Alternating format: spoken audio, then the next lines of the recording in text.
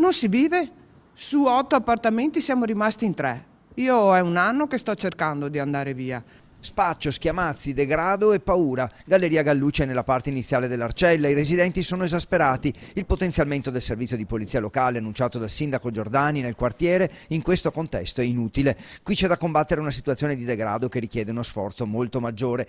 Le 2 palazzine, costruite una trentina d'anni fa, negli ultimi anni hanno visto gli appartamenti svuotarsi e i negozi chiudere le serrande. Ora in tutto sono rimaste meno di 10 famiglie, una vicenda che sembra assomigliare in modo inquietante addirittura a Via Anelli.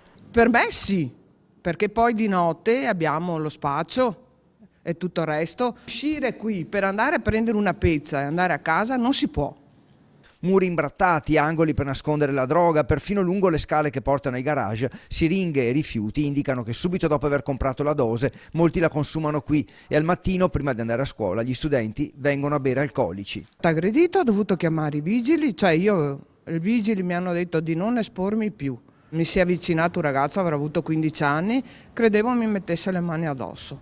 Per la sporcizia, i cani che fanno i loro bisogni, anche se ci sono cartelli dov'è, le persone anche che sporcano. Sera certo non si può uscire, per fortuna abbiamo i garage per cui generalmente si esce dai garage. I residenti, perché di commercianti in pratica non ce ne sono più, tutti in affitto perché la proprietà è di un fondo finanziario, hanno paura a uscire di casa. La richiesta a proprietà e sindaco è quella di installare cancelli d'ingresso ai condomini per garantire più sicurezza.